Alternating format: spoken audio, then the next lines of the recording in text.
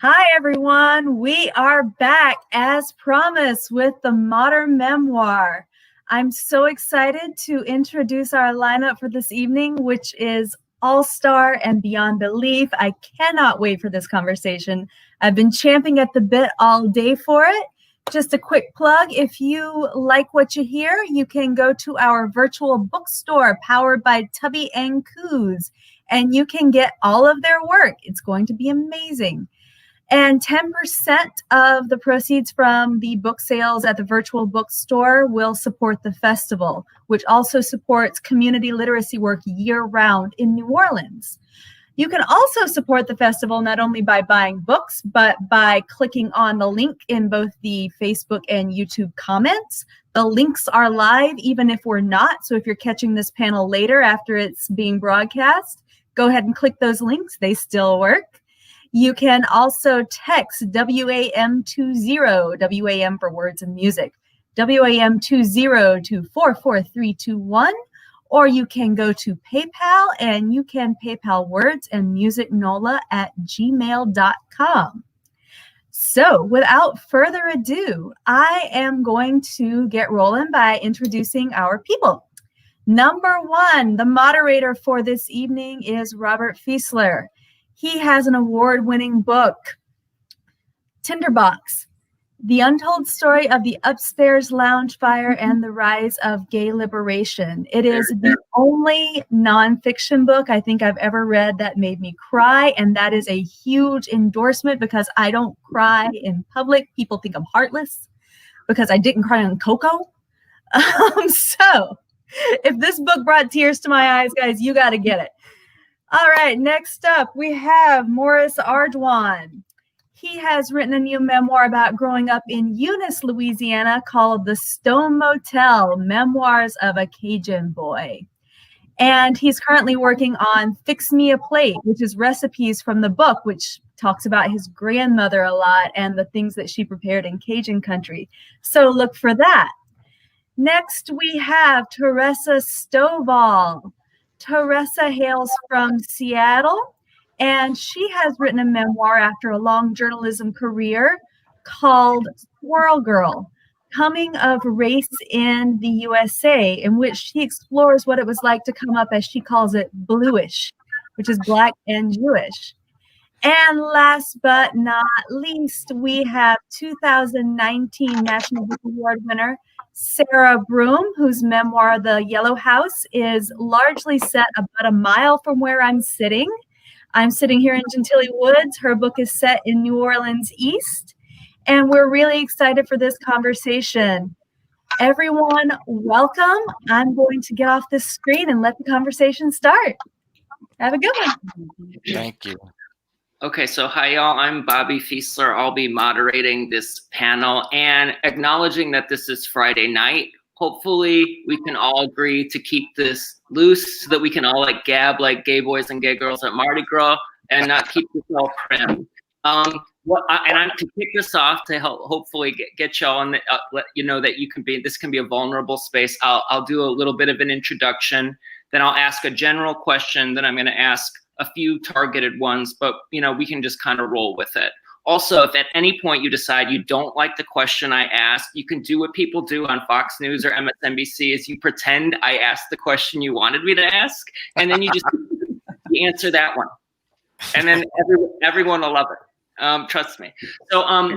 So my confession is I wrote the book Tinderbox, which is a queer history, and it's like a fact-based journalistic investigation of an event that occurred in New Orleans, a notoriously unsolved arson fire at a gay bar in the 1970s. And I'm actually coming to you from the Bywater, which is a few neighborhoods down from the French Quarter and actually a few neighborhoods away from where Ms. Broome grew up in New Orleans East.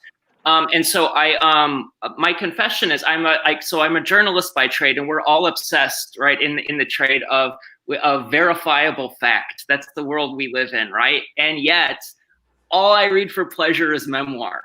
Okay, like I love these books so much, I'm obsessed with them, and the reason I like them is they read so beautifully, And I feel like they evoke and handle and deal with something that journalism has a hard time dealing with, which is the elasticity of the truth.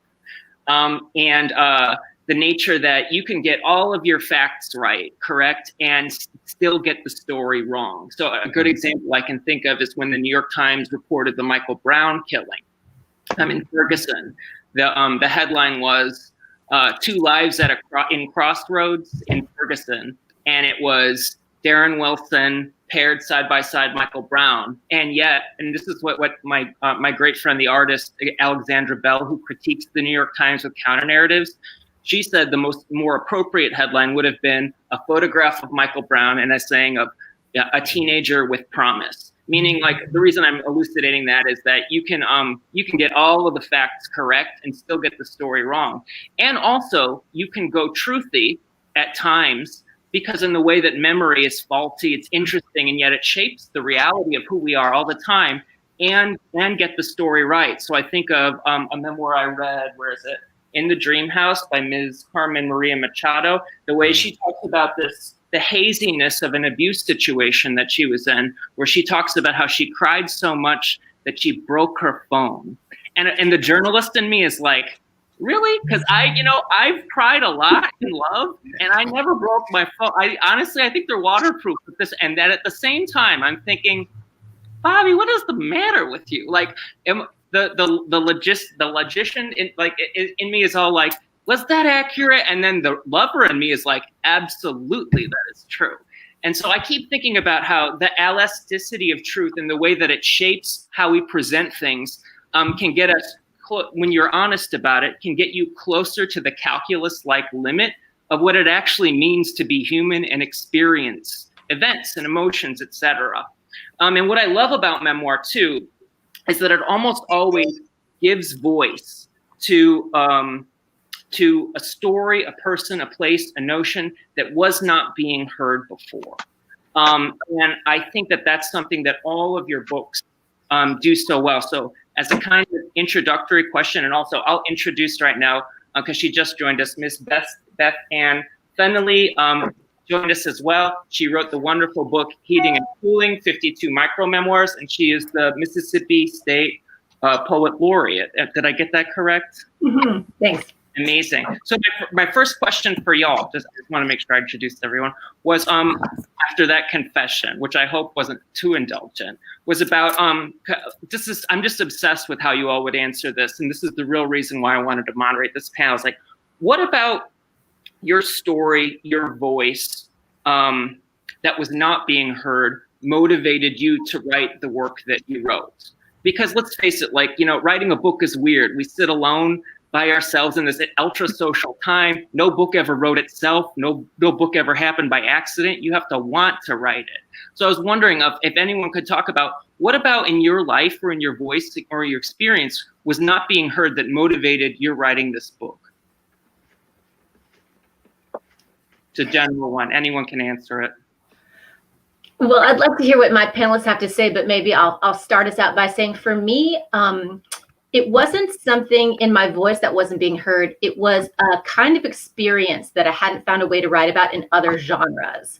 So I had been writing poems, and then, I wrote a novel with my husband, but I was interested in the moment and what you can do with a tiny, truthy moment if you kind of highlight it with white space and clear around some of the noise, like the crazy things that we think about in the course of an average day that aren't going to be part of this giant narrative. The zany little thoughts that go through your head, or the weird memories that you cling to that you don't know why they matter. And so for me, I was thinking about short form nonfiction as a way to, find what I wanted to say about these moments that we all have in our lives, but I wasn't able to access them through other genres that I had tried. Yeah. A piece of yours that I loved in Heating and Cooling was Why I'm So Well Read, which is a wonderful anecdote talking about, and I hope I don't ruin everything. You're so naughty to like that one best. Now I know a lot about you. Yeah, reading the book, of course I like. You're talking about how there's an interlude involving, it involves a photograph of a lover's penis that accidentally gets placed in a book, and then the book is, I guess, lent out to someone, or who knows where it went. And also a $50 bill in a book that goes missing. And the last line is, I never open a book now without hoping for a 50 or a penis. And I think about how each of your micro memoirs ends with a kind of shock or a surprise moment, similar to that, in the way that a 50 or a penis, a photograph, would always be a surprise if you opened a book and found it. So I was kind of wondering, how did you use concision or compression to reach those moments at the end of each one of these 52 micro memoirs, where there's a sort of a, oh my, a shock, all of that in such a short span of time? Thanks. Yeah, I'll answer this, and then I'm going to make my fellow panelists talk. But with this book, I was trying to think, what do I love from the different genres? So from poetry, I really love that extreme compression and lyrical thrust. And from fiction, I really like creating an arc. And from nonfiction, I really like truth telling. So I thought, I wonder how fast I could get in and get out and tell a small true story about my life. And so the trick began to be how few words I could do it in. And just the joy of being small, not because we live in an internet culture where everyone's Instagramming and like flowing off sentences and it's all so small and meaningless. The opposite, like the complete concentration. David Mamet says omission is a form of creation. So that same idea that like what you're taking out is helping you create meaning. I was really playing with that. Amen. Okay. Anyone else want to take a stab at the question about what about your story or voice was not being heard that had to be told through the book you wrote? I'm not going to call on anyone like a teacher. I won't. I'll go. I wanted to leave a report, basically, of what my culture was like in the 1970s. The Cajun culture is very, very commercialized these days. It has blown up into something that is almost a cliche. But back in those days, the food was simple. We had very rich food, still do, but the volume of the consumption was way different from it is now. Everything got bigger and more pronounced and exploited in a way that came on with, I think I used my father in parts of what he says in the book, with cable television and microwave ovens and fast food chains. That culture, like many other little pocket cultures all over the United States, got kind of obliterated with and became homogenized. And I really wanted to make sure that was captured somewhere in telling this story. But the impetus for writing this story for me was my grandmother. I really wanted people who came after me to know her. Because she rescued me, and so I wanted that story told. I actually didn't know how I was going to tell it. So writing this memoir to me was just an exercise in exploration. I did not organize it in a way that was logical. I just started writing. But I really, those two threads of reminding people that the Cajun culture was something very, very specific and unique.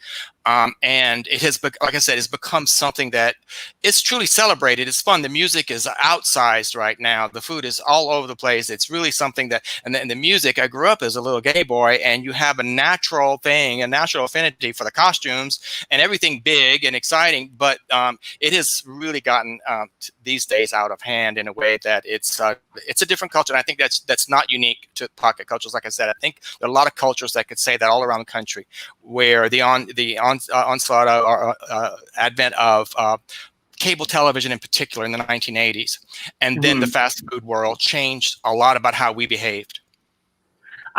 Maurice, what's interesting about your beautiful memoir that I loved was that I don't know if I'd ever read in the same way a sort of coming of age about involving the gay Cajun or Gayjun, can I call it that, experience? Go ahead. But it came through the lens of what I thought was so interesting, playing off pivoting on what you just said, involving your grandmother. Her name was Mère. Am I saying that correct? Mama is a general term for grandmother, and Papa was grandfather. Her name was Hortense.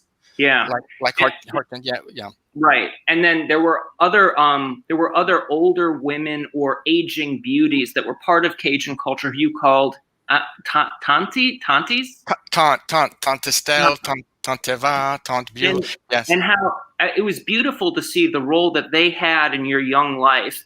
as a sort of polar opposite to your sort of abusive, hardworking father, where there were these accepting, loving female presences in your life that sort of recognized who you were early on and encouraged you.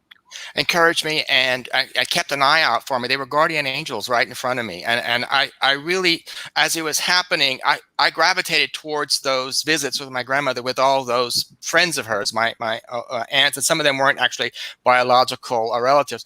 But I knew instinctively from early childhood that those were safe places. It was those women that kept me safe. So if I didn't have that balance in my life, I don't know what would have become of me, honestly. Gotcha. And then, Sarah, what was the motivating factor or the impetus that motivated your writing The Yellow House?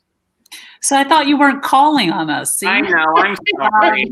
I'm sorry. So I was going to say, I really am quite moved that you opened by talking about facts versus the story, because it's one of my favorite things to think about. And I think the writer Vivian Gornick, in her book Situation and the Story, really pounds in the idea that facts are not the story. And that in certain ways was the entire kind of undercurrent of The Yellow House, because as a journalist, I think I was trained to have, sort of bounteous faith in facts and in evidence. And I think when you are a Black American queer woman, very quickly you reach the end of the ability for facts to, in fact, tell a story about you or your life or the people who are most meaningful to you. And, I think the writer Saidiya Hartman, when she talks about the violence of the archives and the limitations of the archives, really drove me to try to tell this story about New Orleans, which didn't cast the sort of evident actors, so to speak, that broadened the frame and in this very granular way tried to use all of the absences that I have perceived for most of my life and try to, it's sort of like when you watch a horror movie and you say, oh, of course she's going to fall down now, right?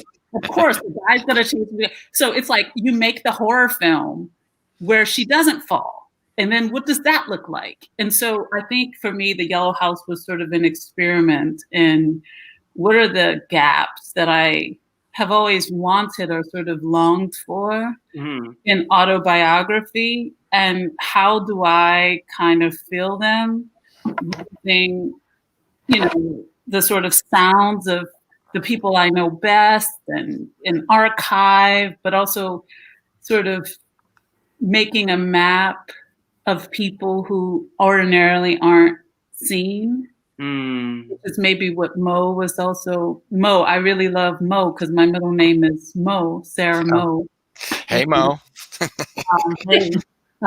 So I think that all of that is just trying to, I think, make a record of something going beyond the sort of obvious sources and making sources of the people who in fact contain the evidence, right? Mm-hmm.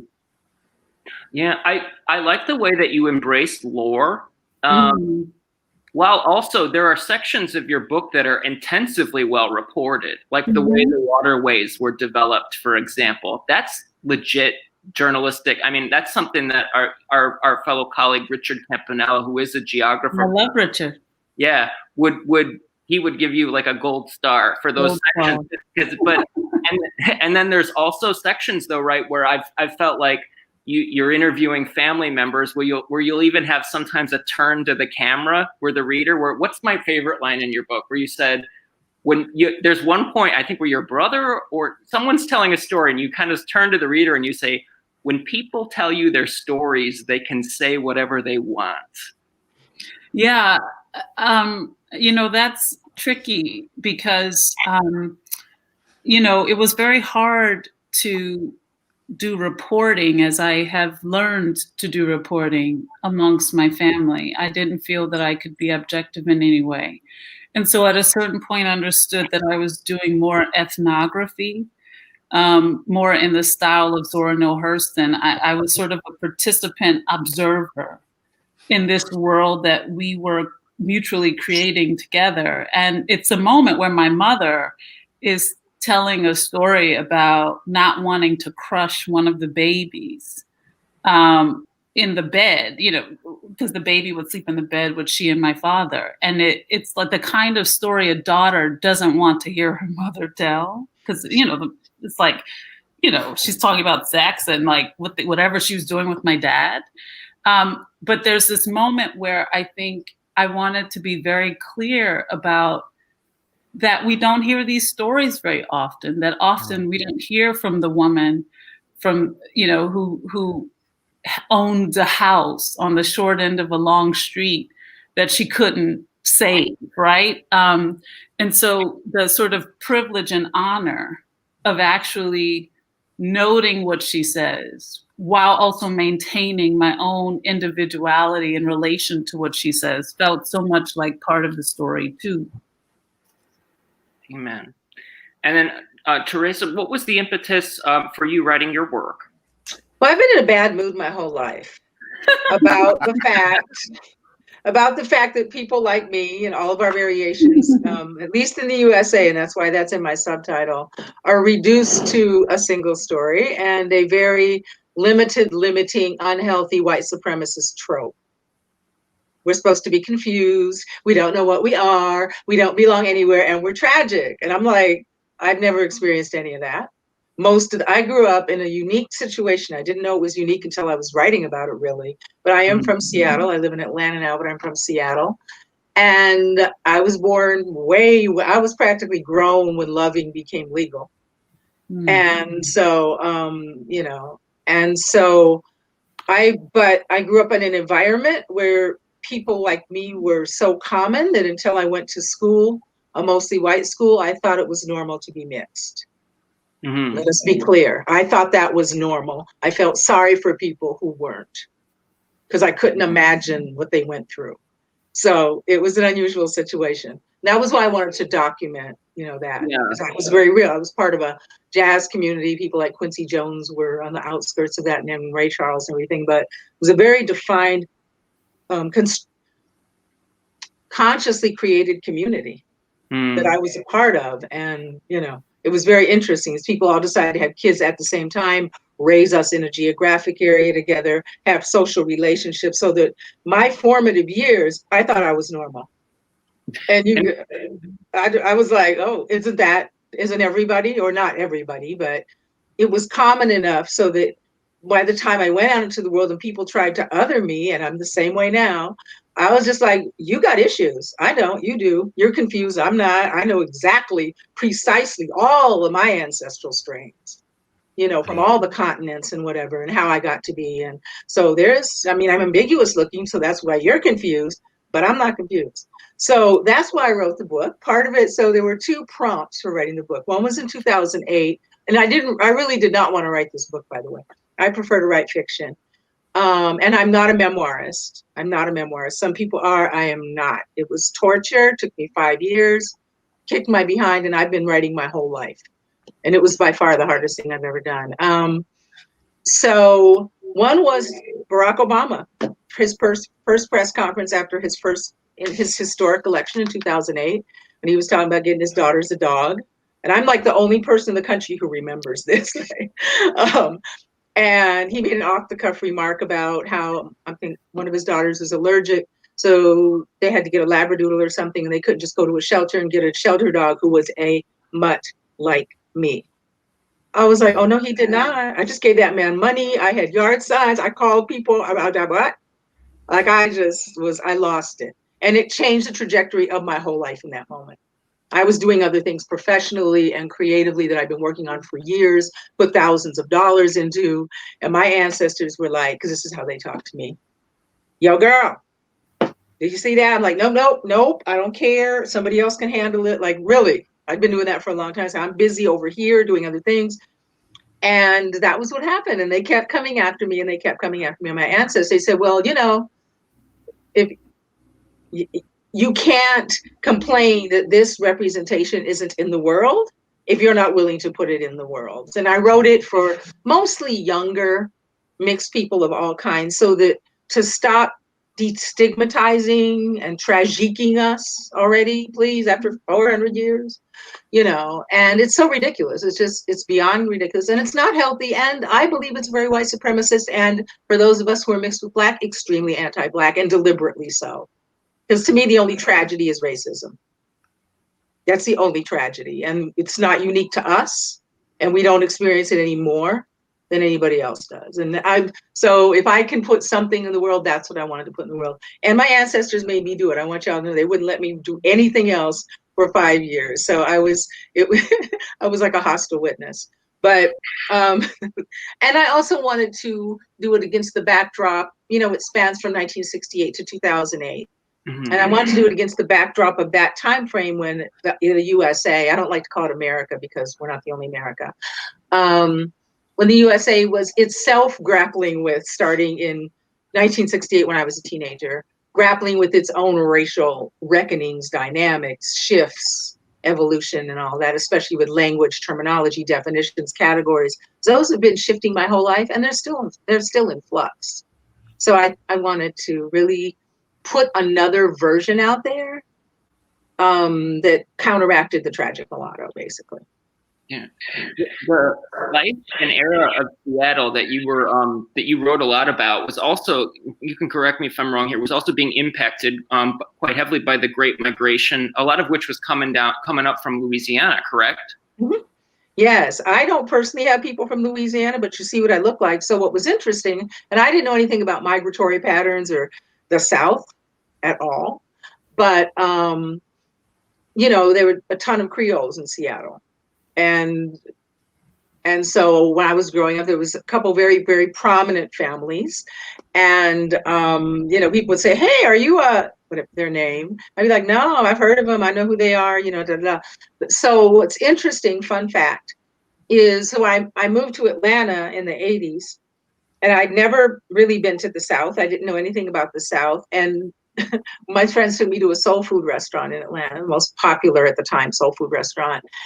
And I had a hard time at the soul food restaurant because I didn't realize this consciously, but soul food, the main soul food I'd grown up with, and again, I don't have any Louisiana in my DNA or parenting, but it was apparently Louisiana food.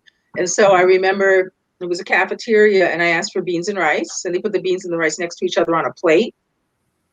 And I said, I'm sorry, what is that? You know, like, I don't understand that. The only time I've seen that is in Mexican restaurants, right?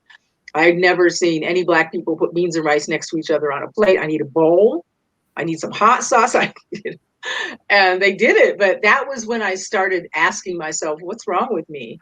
And why don't I know, you know, these things? So that's when I started learning about the migratory patterns and being much more conscious. So yes, the Louisiana influence is huge in Black Seattle, absolutely. Very cool.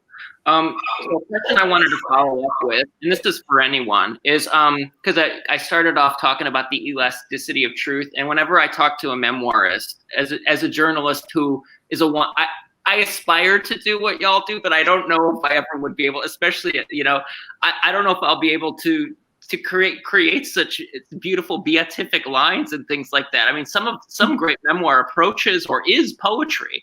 And I always wonder, though, within that, those beatific lines, what is your personal line, or how do you arrange your personal line in terms of where truth's elasticity can take you, and where that line snaps and you know you're getting into the area of bullshit, or if such a thing exists. I was wondering where the line exists, if any of y'all have said it, or if it's something that sort of guides you as you go through, or how that operates as sort of a standing operative procedure when you're sort of guiding what is true in terms of your sense of what is true versus what isn't as you're writing these beautiful texts. I did a lot of fact checking, and I had beta readers, and many of them reference your book, Sarah Broom. You need to read. I said, well, I'm in rewrites right now. I'll read it later. It's a fabulous book, but many of them were like, you need to read. Just so you know, and I had beta readers. I found people I went to school with. I'm like, I remember, so there was, especially the day after Dr. King died, it's the beginning of the book, and there was a riot at my middle school. But I talked to people who were there at my middle school with me, same day, Friday, April 5th. And people remember it very, very, you talk to 5 people, you get 5 different situations, right? And so I was like, that was, I think, it's the beginning of the book, where I was really wondering about memory and truth, because it was so, seared into my consciousness and it shaped me so much. But I was like, maybe so I talked to like 5 or 6 different people who were there. I had a similar experience with, I have sisters who are twins in the book, and they were in this, there's an incident in the book with a fire, and they're in the same bedroom. And when I interviewed them to write this piece, they did not agree with each other about who did what. One of the twins noticed the fire, was the first to notice the fire. And I remember that night, in my memory, it was her. So I did try to be diplomatic about it, but I ultimately said, I'm going to flip a coin. But I remember I had to go with what I remembered too. So yes, memories are very, very porous, but twin sisters who don't remember the same incident, I just found that very, so it told me a lot. The only thing I think I changed in my book away from absolute truth with names of people who were in immediate family. And I did merge together, and you have to truncate timelines and in stories telling. So you it's not a documentary, and even documentary people do truncate. But so that is it. I very much also use beta readers and checked facts. And if something didn't pan out, I either wrote around it or I left it out. And I ran into that a lot. Yeah, so the type of changes that Mo was just talking about, when you have to, compress a timeline or change some little tiny detail, if it doesn't matter to the story, I think that that's a different thing.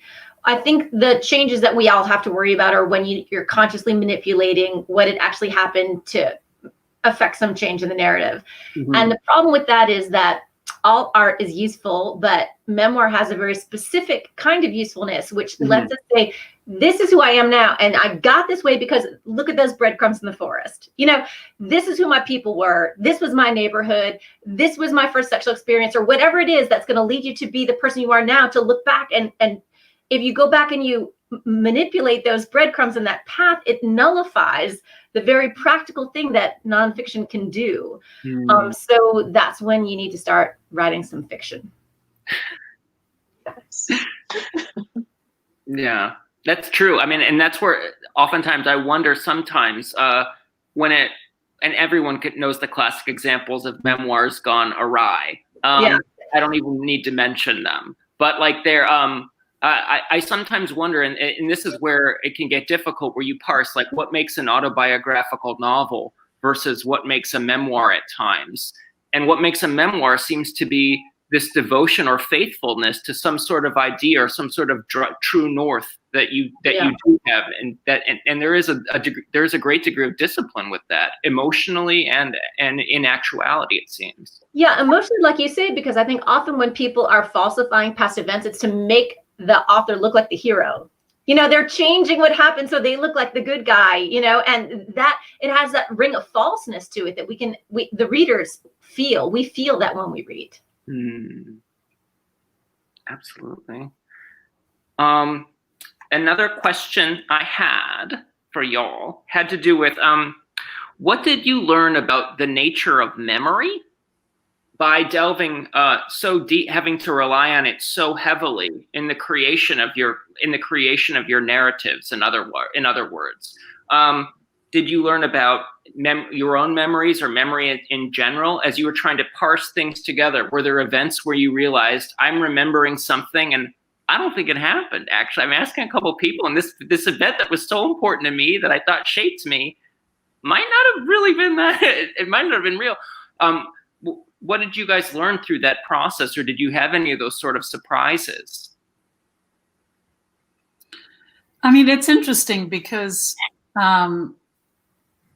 I mean, I think to try to fact check memory is so useful because you start to learn the ways in which we are self-protective organisms, essentially, and the ways in which we sort of create ecosystems of protection for our own selves. And in my own reporting and interviewing my 11 brothers and sisters, often rather than, at times I would ask them for the facts of an event, but then sometimes I would say, what were you feeling on May 3rd, 1968? And that actually got me, I think, in certain ways, a little closer to an actual truth. And then I could go and sort of figure out the details of something. But one of the things that, because when I started the Yellow House, there were 3 facts that I knew. I think about 3 or 4 stories that people were telling over and over again. And all the rest of it is just reported and figured out. And the rest of the book, really, essentially. And the ways in which I created stories for myself that were just utterly untrue, that I had, for instance, told myself that that my best childhood friend Alvin died quite close to the street where I grew up, and then going in the microfiche and realizing that he hadn't, in fact, died anywhere near the street where we grew up, but that it was important for me to believe that, because it gave me a kind of a sense that I wasn't so far, I wasn't so distant, that there was symbolism to it. And I think in that way, because the idea of memoir, even though this is a memoir panel, is foreign to me, because I think of myself, I think more as an autobiography person, because I think it's very hard to rely on memory alone, because it's such a posture, right? And so in that way, it feels like memoir is all about control, and how tight we can sort of make a narrative without flailing, essentially, and just falling completely prey to the things we think we remember, which are our defenses, necessarily. Sarah, I like your question, not like how did you get the memory wrong about where your childhood friend died, but why did you need that to happen and what could you learn from it? In other words, there's the original narrative that none of us can truly access, and there's the narrative we tell ourselves about the narrative. And that becomes its own story in a way, like how you chase that down and why we misremember inadvertently, sometimes intentionally, or what we can learn from interrogating our own faulty memories. There's an essay I like, I don't know if any of y'all have read it. It's by Patricia Hampel, and it's in her book, I Could Tell You Stories. It's the opening essay. It's called Memory and Imagination. Yeah, and she talks about some of these faulty things and why we would make these type of errors. Which well, it's interesting because I think, Beth Ann, that gets to sort of why people write fiction and I think not nonfiction, because if you look at, for instance, Toni Morrison, right? There's always sort of the magic in the work she makes. And so if I want to make magic, I have to do the labor, which might take 3 years, to find that one moment that happens in real life, which does contain magic. But Morrison can just have this wonderful scene in paradise where they're all in the basement drawing images of themselves, right? And so it's like you don't get to sort of go directly there. You either find it, and if you don't, the narrative is drastically different, right, than what you maybe imagine. And I think that's where it comes back for me to control. Yeah, Tayari Jones said she can never write nonfiction because she'll start out writing nonfiction and then she'll say, I know what could make this good. There goes the imagination, and she's off from the facts and reality, Yeah. Yeah, it's fun. I think I had a couple of agents to suggest that I turn my memoir into a novel. I thought that would be fun because there's so much more you can do you can play with so many things. But I ultimately obviously rejected that, but I started doing it, and I had such a ball doing it. And I thought, well, one of these days I'll do something like that, but not on this one. So I go back to the idea that what we have, these memories, I think all of us have these stories to tell, and the idea that we somehow sat down, Bobby, you were saying you don't know if you could do it, sat down and did it. I don't think I'm unique in the fact that I didn't plan to do it. This wasn't what I was going to write. And I did not want to write about the dark places at all. When my mother's death, my own abuse, I didn't even think I was going to have to address those. And then I realized, you know what, to tell this story, if you're being, if it's a memoir, you got to go there. So I made those places, I think, as tolerable as possible for me and for the readers. And that was tweaking. I was tweaking the reality, because some of the parts were a lot more horrific than I could explain or wanted to. I want to just say something real quick. I published my book independently because some major my previous books have been traditionally published, and some major traditional publishers were very interested, and we all know how the process works. And so, once it got to marketing, they were like, we don't know what to do with this. We don't know what to do with this. And I knew they didn't, because why? It didn't fit the single story, the trope, the narrative. It wasn't tragic. There was no rejection or confusion. They literally didn't know what to do with it. They loved it. They didn't know what to do with it. So I chose to publish independently. And so for me, that was, but they offered me, they said, you do it as fiction, we'll do it. And it took me 5 seconds to say no. My agent was so mad. But she said, do you want to think about it? I said, no. And I said, how can I promote this book? How can I promote this book as fiction? Also for me, and this works for some people, but I've read around the same topic that I wrote about, some books that haven't done well, that some of my friends have published. They've been the editors or the agents or whatever. And they were memoirs, and they wrote them as fiction. And I'm going to tell you, this is my very controversial opinion, that's why they didn't do well. My thing is, I don't want to read fiction. I want you to tell. And that was part of what drove me to write mine. Mine's very, very raw, very, very confrontational. And because I was insulted, because I wanted to know the real story without, all of the trappings of fiction. But I understood they were terrified. I understood. We all know how scary it is. So I get that. But yeah, they offered me, they said, we'll do it as a novel. I said, what? No, how can I can't go on the road and say, well, it didn't really happen, but to me, that was not credible. I mean, there's the thing about nonfiction that's so lovely. There's something so weird and fascinating and provisional and inexplicable about the way things happen that affect all of us. And most writing, all of our lives is trying to piece together why things happen the way they happen sometimes, and it's oftentimes such utter nonsense. Sometimes you're able to come to some sort of conclusion, but I think you're all right that getting to that Toni Morrison or the Zora Neale Hurston at the end of Their Eyes Are Watching God, the moment where you wrap the universe down like a blanket around you, it's just that's a lovely moment in fiction. But I don't find, especially as I grow older, and I'm gay, so I'm not telling you all my age, but I'm just telling you, it becomes less and less comforting for me that I get more and more interested in how did it really happen? What did she really say? Tell me how that person who was a great man in public wasn't consistent in private. Those are all the things that help me appreciate and understand the human condition. And so I love and savor those moments in memoir, especially where I can tell someone had the guts to say this messed up thing is true.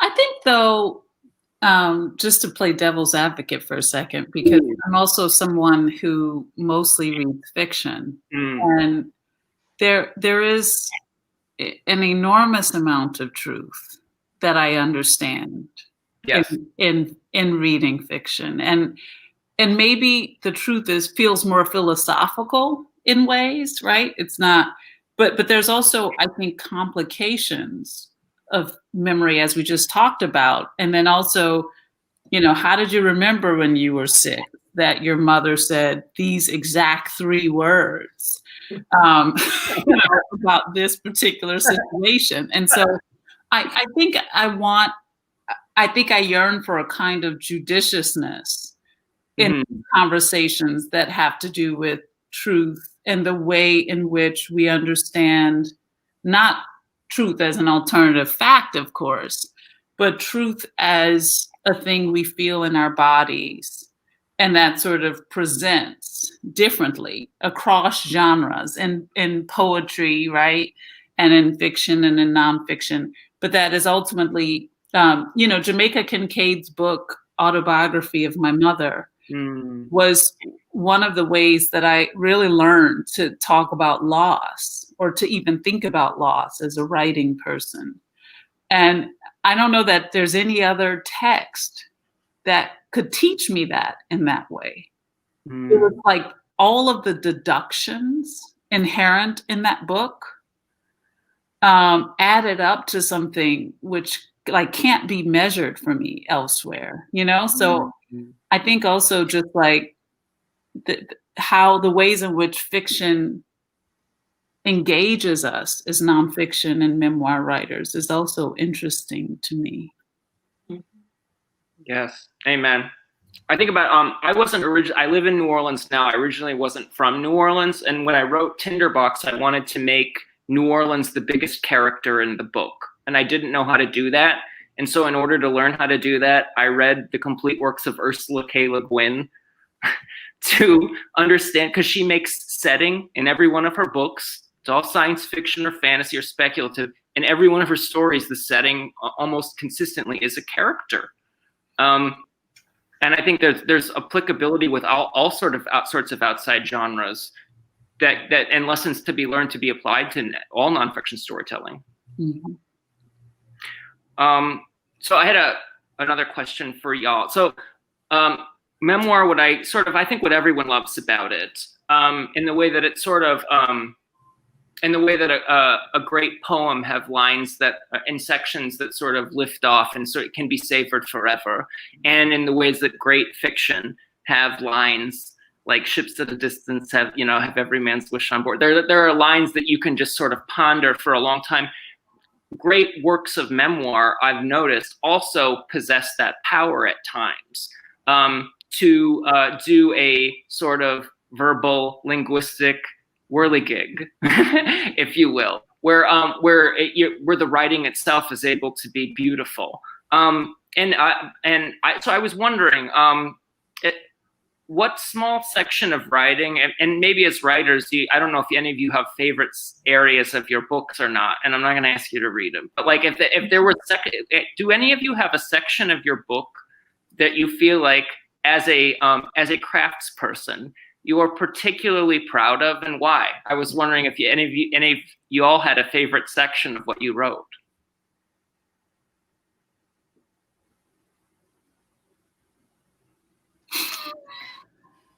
I do.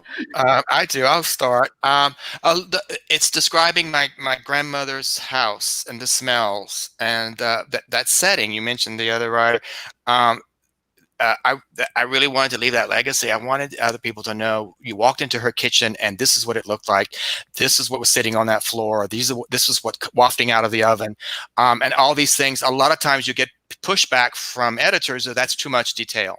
Well, that's why I'm writing this book. So I'm tough. And there is a piece where I describe my grandmother and my grandfather, my man, papa. He is treating me. He's a traiteur, faith healer.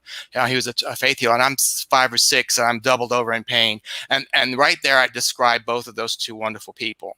And that's one of my favorite pieces of the book. I have another piece where I describe my 3 siblings and me, the 4 cohort out of the 9 of us my parents had, going off to buy watermelons down the road, and me breaking a carton of milk on the hot asphalt, and the steam is coming up, and getting to describe really the heat of the summer. So one little piece of the setting, that oppressive heat in Louisiana, and the other one again, my grandparents were like physically, and what their surroundings were like. Those 2 places for me. Those were beautiful sections. Thank you. They really were. My favorite parts all had to do with ancestors. I didn't know a lot about my parents as a couple. They broke up when I was very young. Their relationship was very volatile. I did not have much of a relationship with my dad, da, da, da. And some beta readers were like, we need to know about your parents' relationship. I'm like, what? Here's what I remember. It's already there. They fought. He left. It was great. You know, that literally was what was there. And so I had to interview relatives. My parents were both transitioned long ago. I had to interview relatives, and I got to learn about my parents' relationship. I got to learn a little bit more about my grandparents on both sides. This is just information I'd never had, really, never been given too much of. I knew more about my mother's family because we grew up with my mother. So, you know, Jews who left Russia, da, da, da. But my father's was, you know, much more mysterious. And so I would have to say, I'm glad you asked that question. It's a great question. My moments of purest joy were in learning everything I could about my ancestors and then sharing that information.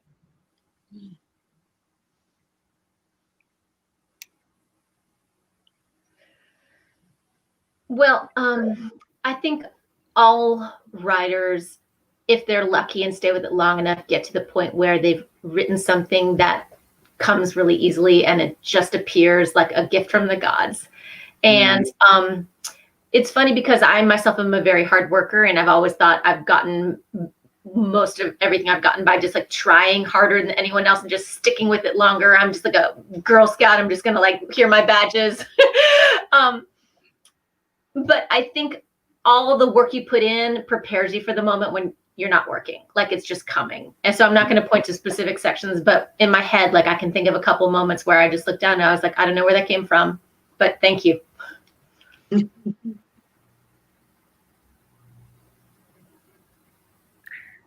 Okay, cool. Well, Megan, I don't know if we have time for questions or not. Megan, were there any questions that people asked that that we can direct to the panel? Ooh, okay. This idea, this is from Candace. This idea that our memory is our damages is so true. We have protection mechanisms in place so that our trauma doesn't hurt as much. What were your strategies for getting past those defenses to write your books? It's a great question.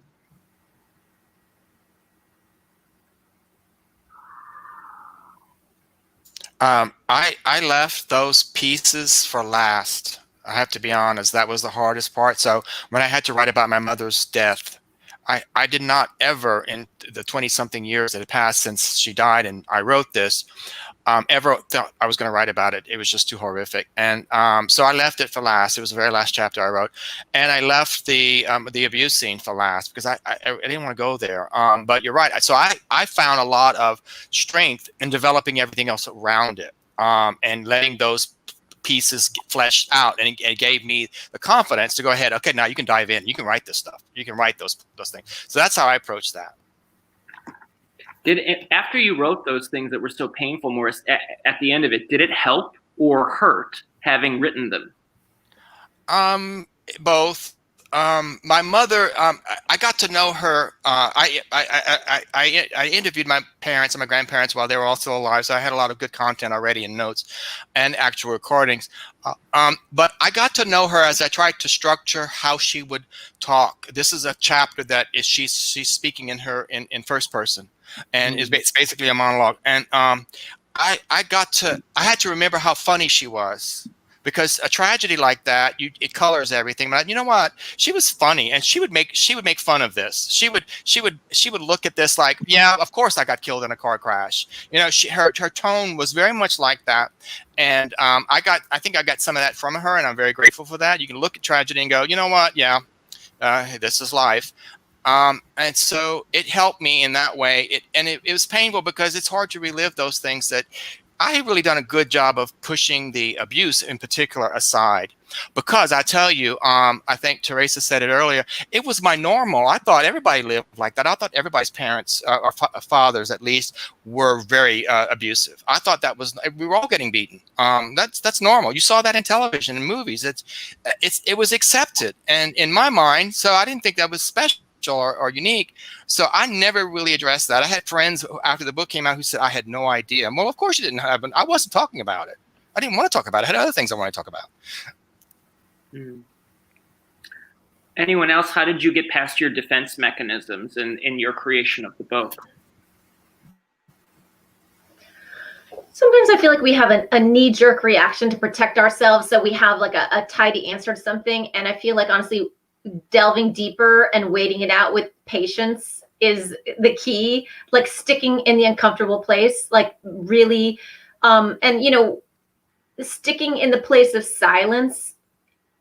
So there's even a writing exercise I give my very beginning nonfiction students where I give them all a big piece of paper, but before I do, I ask them what they remember about the very first house they lived in their very first neighborhood, and they remember very little. And then I give them a giant piece of paper, like, you know, kids in kindergarten, and I ask them to draw the house and draw the neighborhood.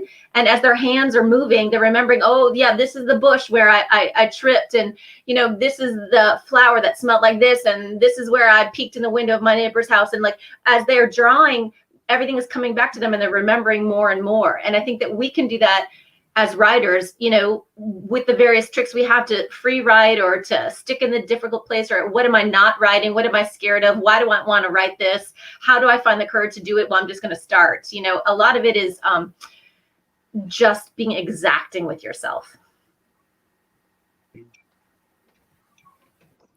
So Benjamin Morris had a question for us. I think it's really great. Thank you for all your insights. I'm curious what in the writing process you chose to forget, what you deliberately placed on the cutting room floor and why. And I always find that interesting too. Why did you choose to leave out something? So that's a good question. Why, in anyone's case, what did you deliberately place on the cutting room floor and why, in order to perhaps make a better book?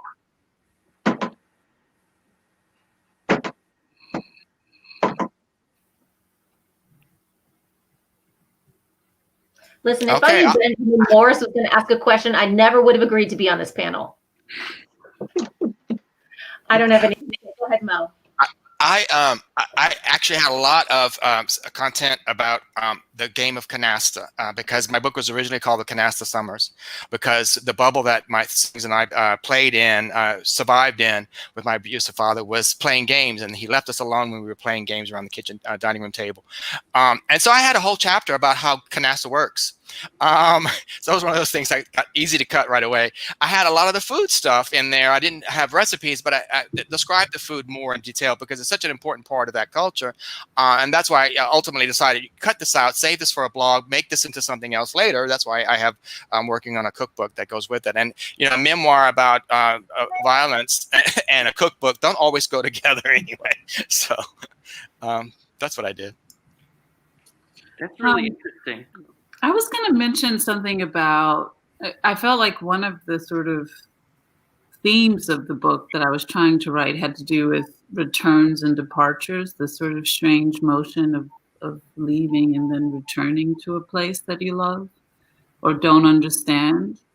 And, you know, often I would get caught up in the departure part of it, partly I think because I was reading the writer W.G. Sebald and just sort of on these very tangential journeys with him. And I think I would get lost away from the kind of origin point that I actually meant to talk about. So I would find myself, you know, in Raceland, Louisiana, writing a book about Raceland, or I would find myself, you know, in Central East Africa, somehow like yammering on and on about there. Or, you know, I think sometimes the thing that was useful to me was point of view as a kind of central compass for myself, and remembering that the spot of land that I cared the most about in this particular work was this particular address, and I needed to hew as close to it as I possibly could. And I think sometimes the act of bringing myself back there was really painful, but noticing that was also part of, I think, the work itself. You know, noticing my hesitation for return and wondering why that was, maybe led to parts of the book that I hadn't actually imagined before. I think it's very true, Sarah. With me, I wrote a lot of stuff that I knew as I was writing it that I wasn't going to keep it in the book, but I needed to get out of my system. So I did a lot of that. And so, and also what one of the things that really inspires you to be tight about the writing is the agent or the editor or the publisher saying, you got 100,000 words. That's it. That's all we're going to give you. So you have to be economical. So some practical reasons. Yeah. So, okay, this is a good question. How did you know where to start your book? And was that clear from the beginning, or did the order come later? This is the great question. Nonfiction authors, like, we play gods of the page in one way. We choose to control time, and we choose to control when we start and when we stop. Fiction too.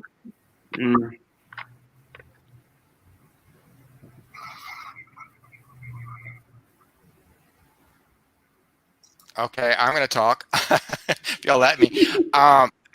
I had 3 or 4 different possible openings to this book, and I tried it all those each way, because I wrote a bunch of different standalone. I wanted them; they're all connected, but I wanted these chapters to be shiftable and movable, and my story isn't told linearly. It is broadly, but not specifically.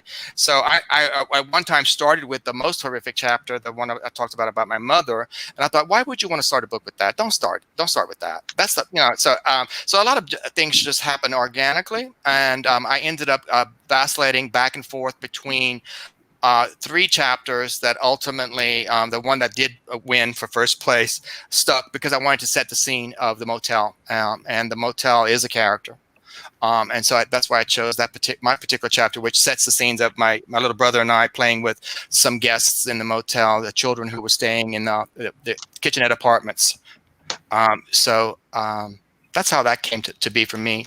I think there's a lot of ways you can go. Like you said, we get to control it, and that's kind of fun, but it's also kind of maddening. You can really mess up if your first 10 pages with your agent don't sell. You got to do the mechanics of getting the book in front of people who will want to continue reading it. So that's a big factor. I have to give credit to my daughter, who was a college student at the time. Her name is Maurice Stovall. She's a literary agent and an author now, all grown up. But and I showed her, she's grown up kind of critiquing my work and helping me with things. So it was very early stages. It was a proposal and 100 pages kind of. And she asked to read the first 2 chapters, and she fired off and off the top of her head, single paragraph that stopped me from writing for 6 months. And that caused me to completely restructure the entire book. That's how good she is, Maurice Ardwan. Yes, she is. She really is, though. And I was like, oh my God, she's right. And she gave me homework. She gave me books to read, some of which have been written by friends of mine.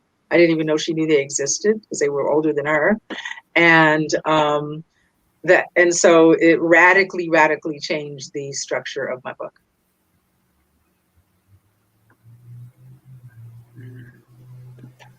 Beth, I noticed that you start your book, Heating and Cooling. You start it with a married love vignette, and then these married love vignettes are sort of carry, as an organizing principle, sort of carry a person through. And a lot of them are very funny. They're quite, a lot of poems you don't laugh a lot, but where the first line, in every book my husband's written, a character named Colin suffers a horrible death. This is because my boyfriend before I met my husband was named Colin. I love it, man. But what made that, not just the opener, but what made these married love vignettes sort of an organizing principle? Well, I was just thinking about the way in the USA we think about love, which is to say we celebrate the unrequited love or the first love, but we don't really have an ethos that appreciates the love of people who've just been hanging out for a long time, like day after day, just like putting in the time, and that it's too bad because that's a different kind of love, and it's funny and it's wry and it's daily, and so I just wanted to kind of capture some of those little moments, and they were really fun to write. I tried to do a whole series of them that were just one sentence long, and they were fun. It's like low stakes, like if you write something that's one sentence and it's a failure, whoops, you just throw it away, try again,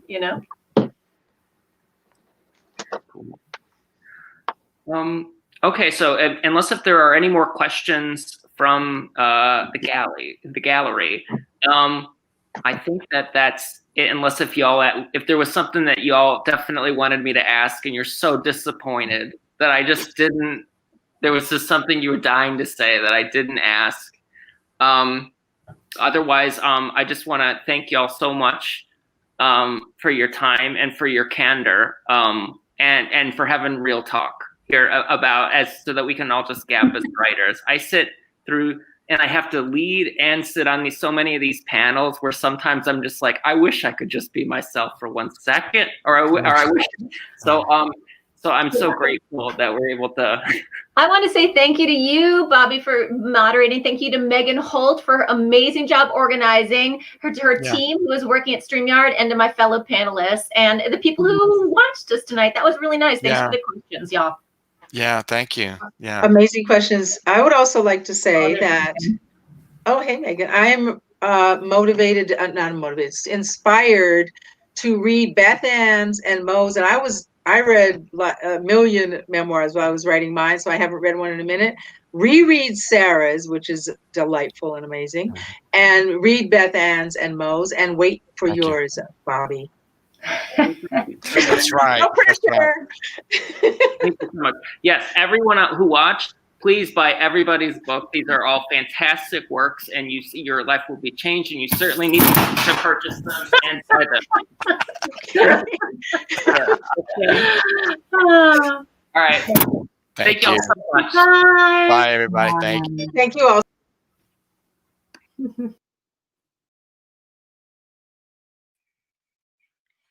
Hi, everybody. So this is my office assistant. This is Abel. He's awesome.